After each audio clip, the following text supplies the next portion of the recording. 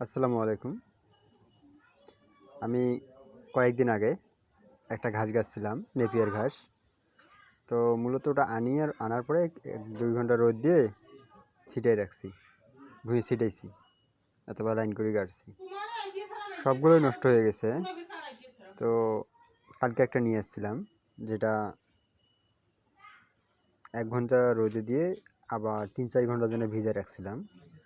ভিজে রাখার পরে সন্ধ্যে 6টার সময় আমি এটা পানি থেকে তুলে এই শুকানো একটা কাপড়ে রাখছি। তো ইনশাল্লাহ আলহামদুলিল্লাহ এখন অনেক ভুট খাইছে। মনে হয় না এই ঘাসটা মাইর যাওয়ার কথা। এটি একটি নেপিয়ার ঘাস, ইন্ডিয়ান। এই ঘাসটি আমি 1 পা নিছি, জানি না কতটুকু জমির মধ্যে হবে। তো এটা স্যাম্পল হিসেবে গাঁথতেছি, যদি ফলন ভালো আসে তো অবশ্যই আমি গাড়বো। আমার গাভী আছে একটা, আর দামড়া আছে 2টা, মোট 3টা গরু।